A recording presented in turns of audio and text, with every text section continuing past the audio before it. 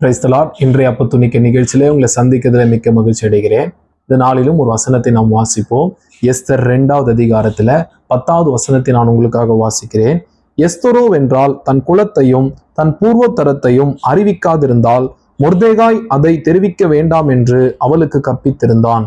ஆமீன். கவனிங்க, இந்த மொர்தெகாய் எஸ்தருக்கு தகப்பன். அல்லேலூயா. இந்த தகப்பன் பாருங்க, எஸ்தருக்கு ஒரு காரியத்தை கற்றுக் கொடுத்திருந்தார். என்ன காரியம் நீங்க கேட்டீங்கன்னா, தங்கள் பூர்வதரத்தை, தாங்கள் யூதர்கள் என்பதை இந்த சூசான் அரண்மனையில நீ அறிவிக்க கூடாது என்று சொல்லி இந்த எஸ்தருக்கு இந்த மொர்தெகாய் கற்றுக் கொடுத்திருந்தார். அல்லேலூயா. அப்போ ஒரு தகப்பன்மார் தன் பிள்ளைகளுக்கு என்ன பண்ணணும் கேட்டீங்கன்னா, கற்பிக்க வேண்டும், கற்றுக் கொடுக்க வேண்டும். அல்லேலூயா. நாம் டீச் பண்ணணும். நாம் தான் பெற்றோர், அதாவது தகப்பன்மார்கள் தான் தன் பிள்ளைகளுக்கு முதல் ஆசிரியரும் கூட. அல்லேலூயா.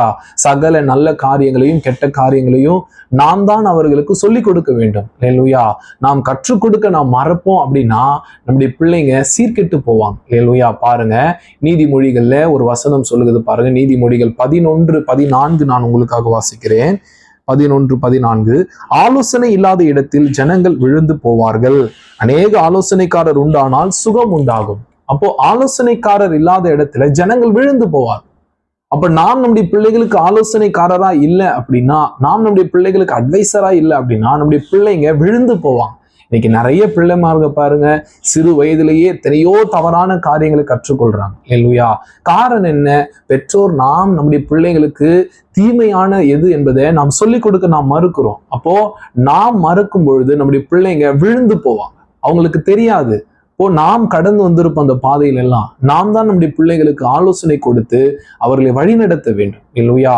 அப்போ நாம் அதை செய்ய தவறும் பொழுது நம்முடைய பிள்ளைகளை நாம் இழந்து போகிறோம். அல்லேலூயா. பாருங்க, யூதர்கள் இருக்கிறாங்க, ஆபிரகாமின் சந்ததியார்.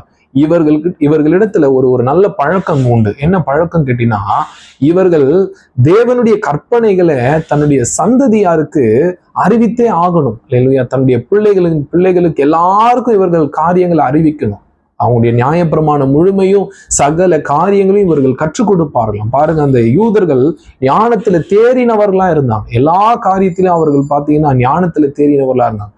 அப்போ நாம் கற்றுக் கொடுக்கும் பொழுதுதான் நம்முடைய பிள்ளைங்க ஞானத்துல தேறுவாங்க, அறிவுல தேறுவாங்க, அவங்க விவேகத்துல தேறி இருப்பாங்க.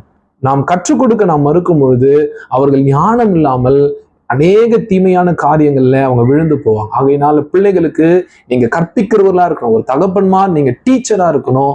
நீங்க அந்த கடமையை நீங்க நிறைவேற்றணும். கர்த்தர் உங்களை ஆசீர்வதிப்பார். ஆமென்.